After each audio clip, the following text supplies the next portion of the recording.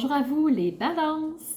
Ici Nancy de la chaîne Maître Phare Tarot qui vous accueille pour une nouvelle vidéo en lien avec cette nouvelle lune du 17 juillet 2023 qui aura lieu au-dessus de notre tête, bien entendu, mais dans quel signe? Alors, comme c'est une nouvelle lune, la lune et le soleil se rejoignent ensemble dans un seul et même signe, et ce sera dans celui du Cancer. Alors, soleil et lune seront à 24 degrés et 56 minutes. Alors, si on veut être un peu plus précis, point de vue astrologique, langage astrologique, on dira que la lune et le soleil se trouvent dans le troisième décan. Alors, à 24 degrés, il manque encore 6 degrés avant de terminer le signe du Cancer. Alors, un signe d'eau, un signe émotif, bien entendu. Alors, ce que je ferai, c'est que je ne vous donnerai pas d'informations plus précises parce que l'analyse astrologique approfondie a été faite.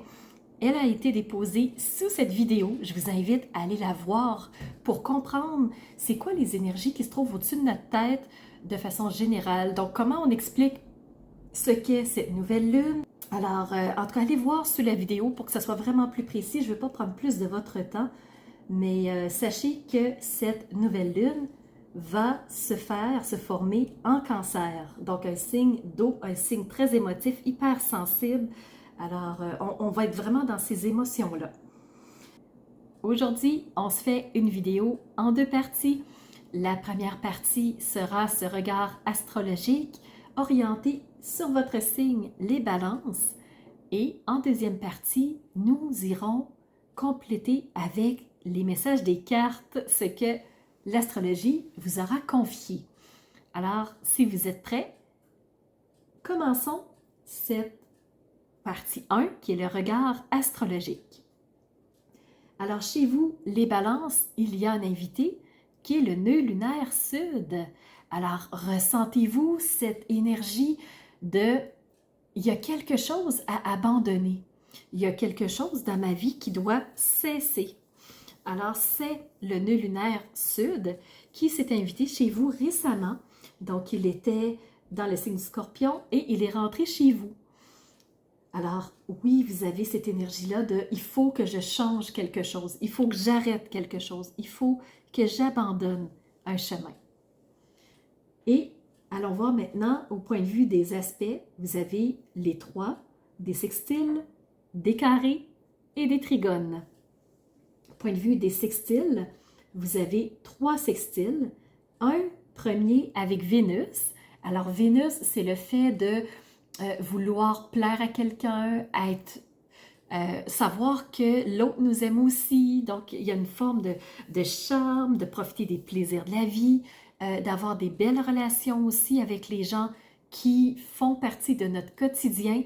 Alors, Vénus, c'est vraiment ça. C'est autant la partie charme, amour, sexualité que tout ce qui est de relations humaines.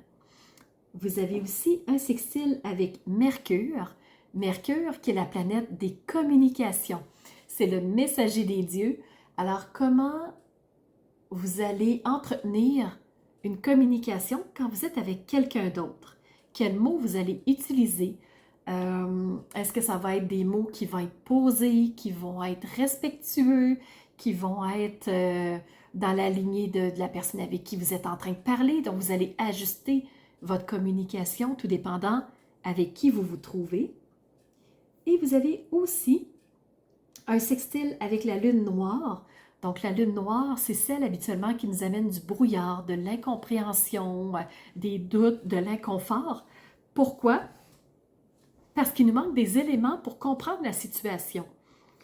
Là, le fait qu'elle soit en sextile avec vous, c'est qu'elle vous permet d'avoir des clés de compréhension que vous n'aviez pas avant. Alors, vous allez comprendre les choses, voir les choses d'un nouvel angle, avec un nouveau regard. Et vous avez aussi des carrés avec Pluton.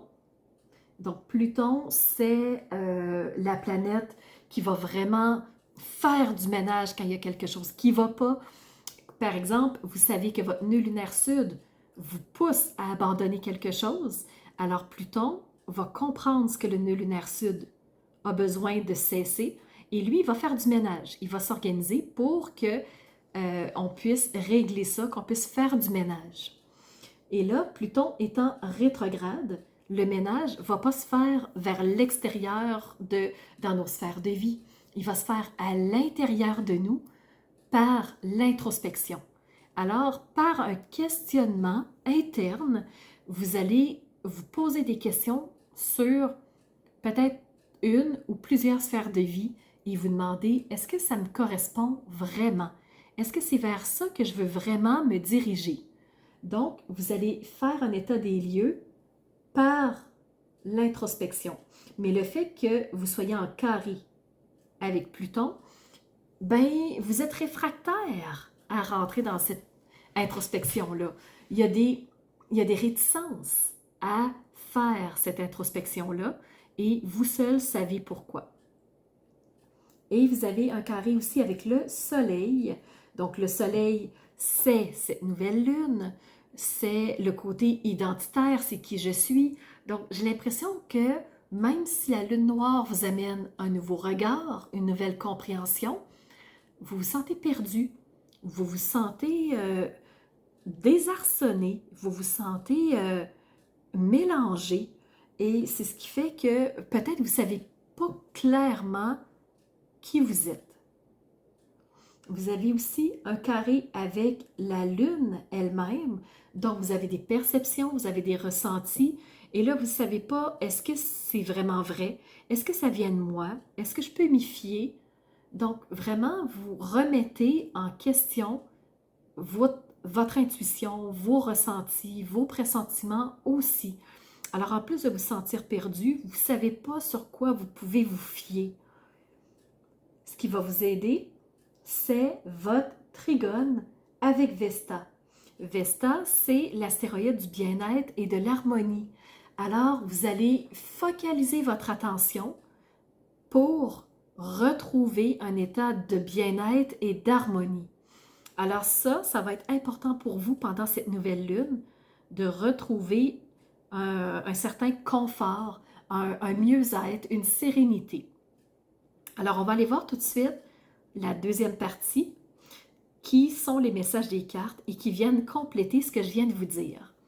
Alors, on commence avec le tarot et la première carte qui s'est présentée, c'est la Grande Prêtresse. Grande Prêtresse, c'est une arcane majeure, c'est l'arcane numéro 2.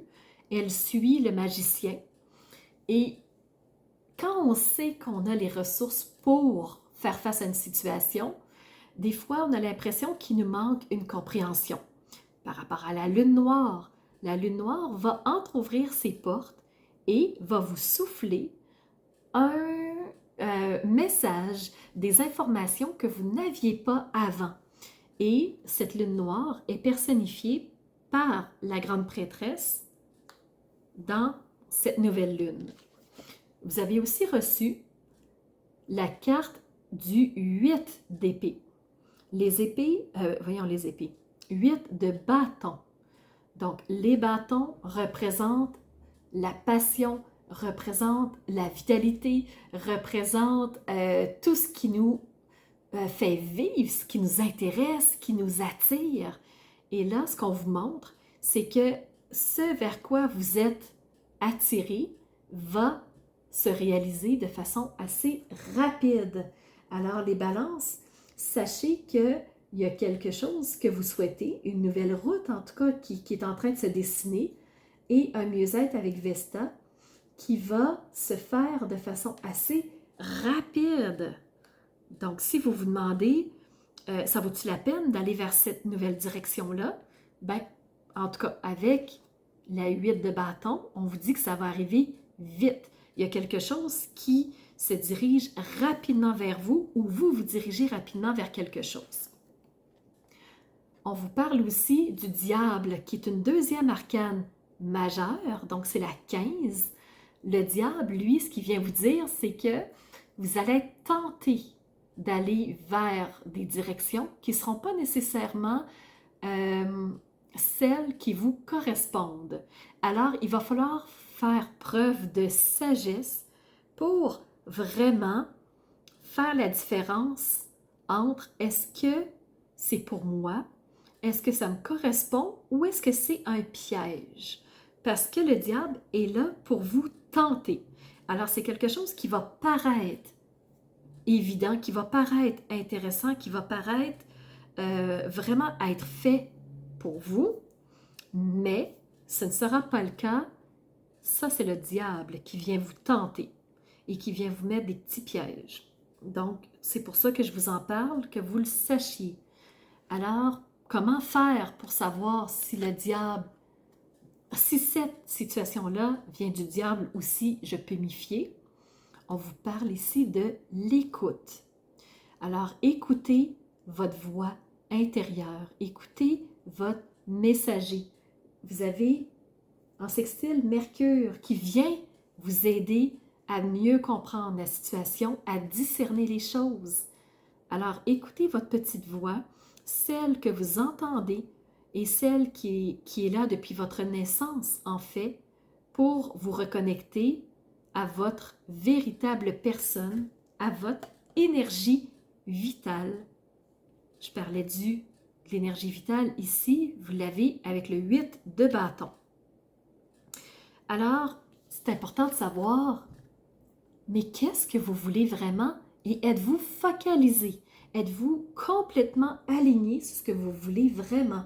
Donc ça, c'est l'opportunité de cette nouvelle lune, de vous focaliser sur ce que vous voulez vraiment. Alors, c'est important de vous diriger vers une chose qui vous plaît, de vous concentrer là-dessus et de ne pas vous laisser distraire par le diable qui dit « Ben non, on va aller dans une autre direction. Ben non, on va faire une autre action. Hey, on va vivre quelque chose. Hey, faut que tu sois présent à cet événement-là. » Donc, le diable essaie de vous faire chanter, mais restez concentré sur ce que vous voulez vraiment, parce que le diable va tout faire pour vous en dissuader. Ce qu'on vous dit, c'est que vous pouvez, en plus de faire confiance à votre voix intérieure, vous pouvez faire confiance ici à votre temple sacré qui sont vos archives intérieures. Donc, reconnectez-vous à votre véritable sève intérieure, à ce que vous voulez vraiment et allez voir qu'est-ce qui va vraiment vous aider à atteindre cette situation-là. Et la dernière carte, j'ai demandé un animal pour vous. Ce qui s'est présenté, c'est la petite grenouille. Et la grenouille représente la prospérité. Donc, si vous êtes déjà allé en Espagne et entre autres à Salamanca, c'est vraiment vend beaucoup des objets avec la grenouille qui représente la prospérité. Et avec la grenouille, laissez partir le passé en empruntant une nouvelle route. Alors, vous savez que vous avez quelque chose à abandonner, laissez aller le passé et embrassez ce changement-là. Les opportunités sont si proches, à portée de main. Alors, c'est à vous de les saisir pour atteindre l'abondance et la bonne fortune qui vous attendent. Mais pour ça, sachez discerner ce que vous voulez vraiment versus des tentations. Alors voilà les balances, c'est ce que j'avais pour vous pour cette nouvelle lune. J'espère que les messages vous auront parlé et qu'ils vous aideront à traverser cette période autour de la nouvelle lune du 17 juillet et ce, jusqu'au 1er août. Alors nous, on se revoit bientôt pour une nouvelle vidéo. N'hésitez pas à mettre des commentaires en dessous de la vidéo pour interagir avec moi, pour me dire comment vous avez réagi à cette vidéo-là. Si je vous ai frustré, c'est pas le but. Le but, c'est de vous réveiller à quelque chose, c'est de vous faire prendre conscience de certaines choses et de, si possible, vous amener sur la route qui vous convient. Alors, n'hésitez pas à liker la vidéo si elle vous a plu. Et si vous ne l'êtes pas déjà, abonnez-vous. Comme ça, vous ne manquerez aucune vidéo parce qu'en ce moment, j'en sors environ une vingtaine par mois minimum. Donc, je suis sur une lancée fulgurante de vidéos. Profitez-en, elles sont là pour vous de façon tout à fait gratuite. Et si jamais vous voulez avoir accès à des services que j'offre, allez sous la vidéo. Et moi, je vous donne rendez-vous